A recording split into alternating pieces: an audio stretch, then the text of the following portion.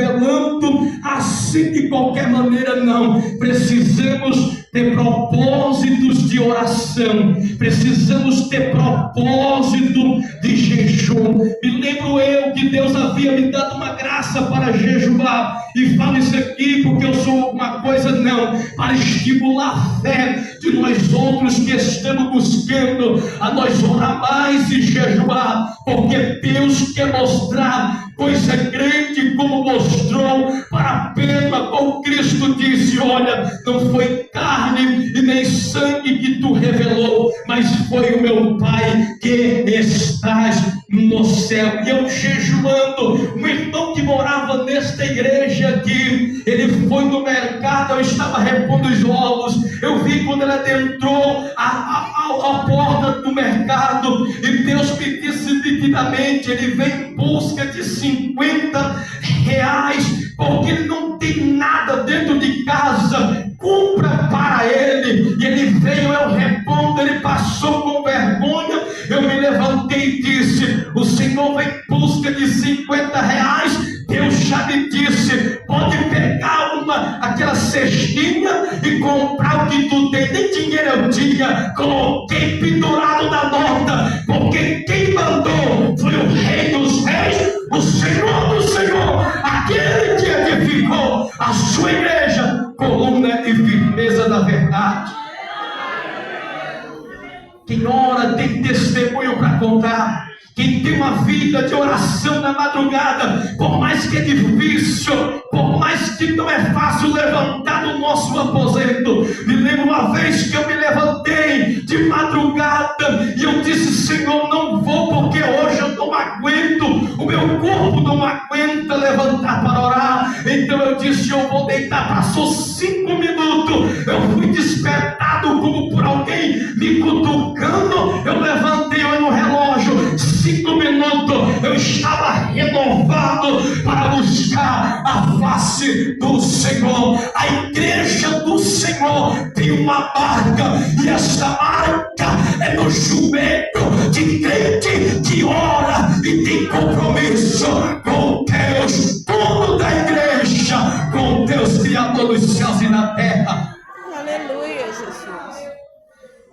Eu falo isso aqui, irmãos, porque se os irmãos virem aqui for testemunhar de oração, todos nós temos testemunho, pastor, de oração. Todos nós temos testemunho para contar de oração. Eu tenho um sobrinho, peço até os irmãos que orem, ele mora em Comodoro, e por esses dias quase que ele parte para a eternidade. O comando pegou e quase o matou. Mas por que não matou? Porque nós estávamos num propósito de madrugada aqui nesta igreja, eu e a minha esposa, e orando, Deus me revela e diz: o teu sobrinho Felipe, intercede por ele. E eu, num desses bancos aqui do meio, comecei a orar, e o Espírito Santo começou a me revelar, dizendo que uma sepultura estava aberta, que a vida dele seria ceifada. Eu disse: então, Senhor, fecha a sepultura, então usa de misericórdia. E Deus disse: eu vou usar de misericórdia e vou fechar a sepultura. Continue orando, crente, como a igreja primitiva orou, e Pedro saiu da prisão. Tem muitos aprisionados. Se nós orar, o Senhor vai quebrar as prisões. Se nós orar, o Senhor vai quebrar as barreiras, e o seu povo vai ver a vitória do Deus que ouve a oração da sua igreja.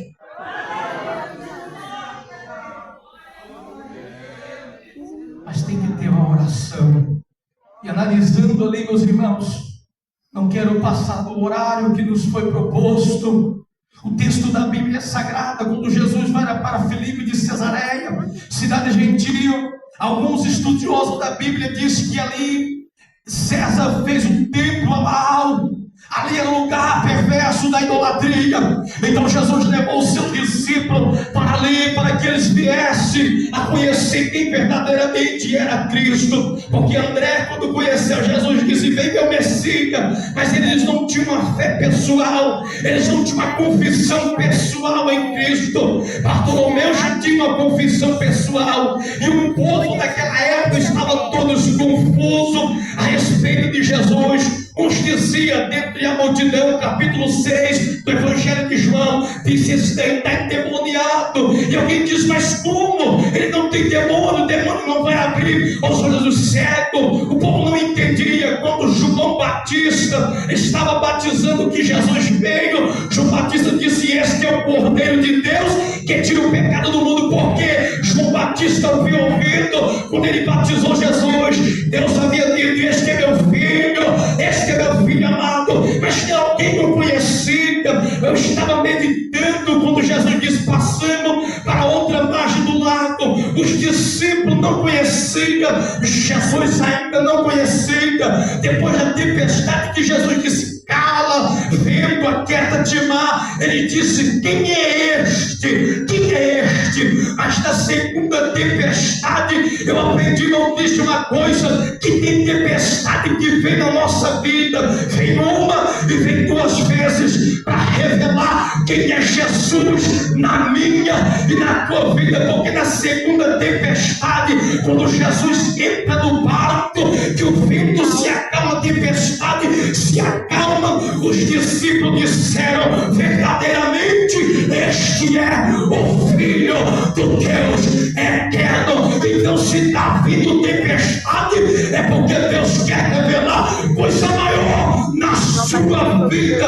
Deus quer um particular conosco. Deus está nos convidando para este particular. Aleluia. A oração é a chave da nossa vitória. Pense que o povo de Israel, todos perplexos a respeito de Jesus Cristo e Jesus operando, e a Bíblia diz que a fama de Jesus, ela percorria toda a Galileia, Judéia, ela percorria toda aquela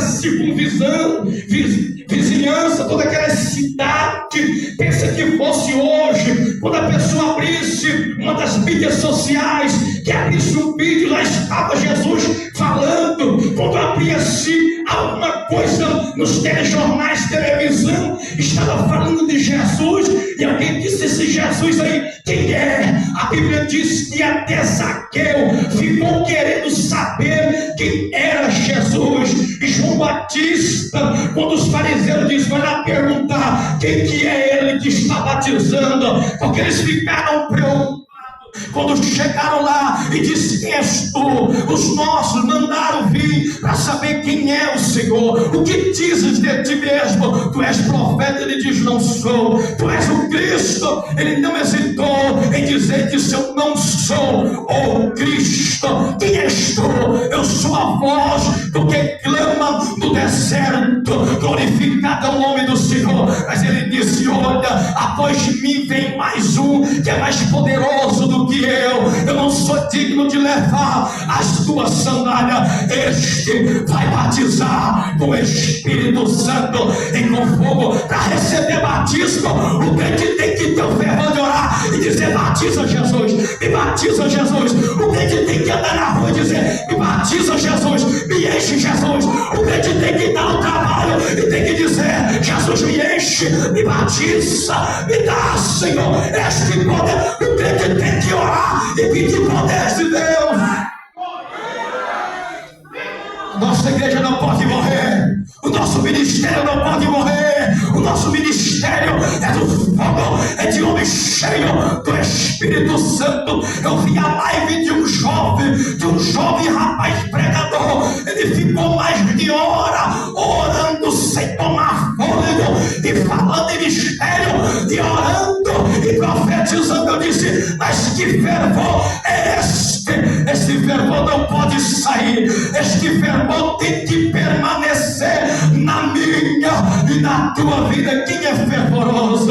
Quem é cheio? Quem está buscando? Quem está intercedendo aí? Quem está em nome de Jesus? Vou finalizar já, meus irmãos. E ali eu creio que ficou dentro do povo aquela expectativa. Quem é esse? E a Bíblia vai dizer que Jesus, neste particular, se reúne aos seus discípulos e diz: o que o povo está dizendo que eu sou? O que o povo está falando de mim? E eles vão colocar 3 homens aqui que haviam morrido. O primeiro vai dizer: a multidão, nós ouvimos, Senhor, que eles têm dito que o Senhor é João Batista. Por que João Batista? Porque Jesus era igual João Batista. O João Batista era igual Jesus. Ele era igual João Batista. E João Batista, igual Jesus, disse: olha, um está dizendo que tu és João Batista. Eles continuam dizendo, e outros estão dizendo que tu é Elias, porque Malaquias disse: ó, é visto que Elias vem primeiro preparar o caminho. Mas nós entendemos que Elias aqui era João Batista, porque Jesus falou isso. Ele veio no espírito de Elias. E quem mais? Ele disse: olha, diz que é Jeremias. Porque Jeremias era um profeta chorão, que chorava pela nação de Israel. E nós vemos Jesus como homens de dores, experimentado nos trabalhos, homem que quando chegou no túmulo de Lázaro, a Bíblia prepara só um versículo para dizer: Jesus chorou. Quando Jesus chega na cidade de Jerusalém, a Bíblia diz que Jesus, olhando para Jerusalém, Jesus chorou. Ele diz: é o chorão, só pode ser Jeremias. Mas Jesus continua dizendo, ele diz: um dos profetas. Mas agora Jesus se volta para os seus discípulos e diz: quem vós pensa que eu sou? Agora é o particular, meu e seu. Quem vocês pensam que eu sou? E eu gosto de Pedro. Pedro traiu. Pedro chorou, amargamente chorou, mas eu gosto de Pedro. Eu citei aqui quinta-feira: se o pastor tivesse obreiro igual Pedro, destemido, corajoso, eu queria ver se o inferno não vai recuar. Pastor Antônio Elias, eu não sei os irmãos, mas os irmãos pentecostal, até o Tudano, eu estava no serviço e um cidadão falando e todo mundo calado ouvindo ele distorcendo, ele dizendo: mas não, todo crente, ele carrega um caminhão de iniquidade, e que é isso, Martinho Lutero foi não sei quem lá. E eu escutando, fui chegando perto e fiquei ali. E quando ele foi falando, irmão, não aguentei e entrei no meio da conversa. Eu falei uma coisa: Jesus veio para desfazer a obra de Satanás, e ele morreu e ressuscitou para dar vida, e vida com abundância. Quem tem vida de Jesus aí? Quem tem vida de Jesus? Aleluia.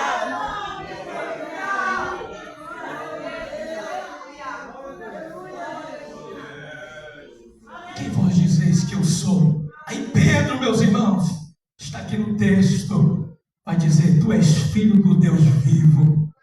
Tu és o Cristo, filho do Deus vivo. Aí Jesus vai dizer: Simão, filho de Barjona, vai dizer da família de Simão, vai dizer da casa de Simão pequenina: Simão, filho de Barjona, tu és bem-aventurado. Não foi carne, não foi a tua parentela, não foi o homem, não foi a sua filosofia, mas foi meu Pai que está no céu que tu revelou. Deus não revelou aos religiosos daquela época, aos fariseus, aos principais, mas revelou aos pequenininhos. Aqui só tem pequenininho que Deus revelou e que tem conhecido ao Senhor, o Deus único e o Deus verdadeiro. Eu encerro agora.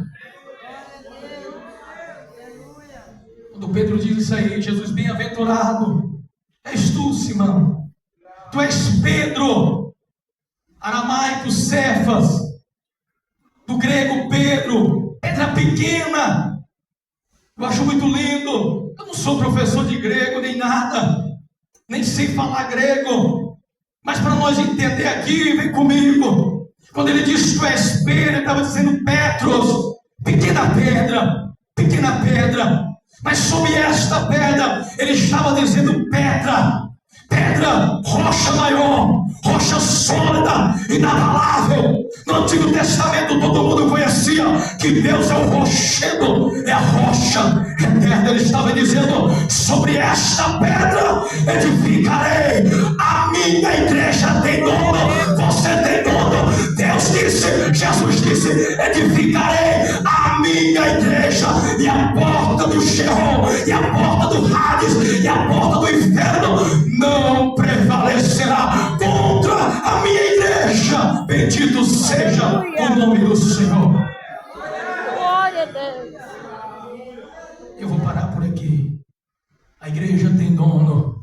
Ser a igreja de Jesus, edificada sobre Cristo. O salmista de 118, o verso 22 disse: a pedra que os edificadores rejeitaram se tornou a principal de esquina. Isso é maravilhoso aos olhos do Senhor. O profeta Isaías abriu a boca falando de Cristo e disse: ele é a pedra de Sião aprovada, a pedra eleita. Jesus mesmo citou na parábola dos trabalhadores, na parábola dos lavradores. Ele disse: ei, nunca teve lido nas escrituras que a pedra que os edificadores, vós israelitas, rejeitaram, ela se tornou a pedra angular, a pedra principal de esquina. Sem a pedra que é Jesus, as paredes não se ligam. Sem a pedra que é Jesus, não tem edifício.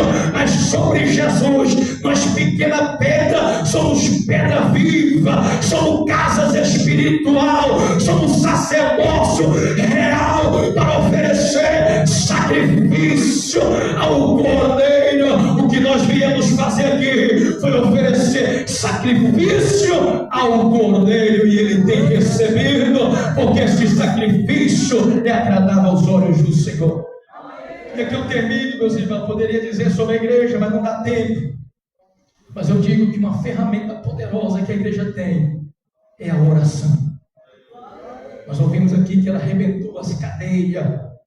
Quando a igreja orar, não tem causa impossível. Quando a igreja orar, o Senhor ele se levanta. A Bíblia diz: por causa do gemido do necessitado, da opressão do justo, me levantarei. Bendito seja o nome do Senhor. Então a oração é a vitória da nossa vida. Amém, meus irmãos?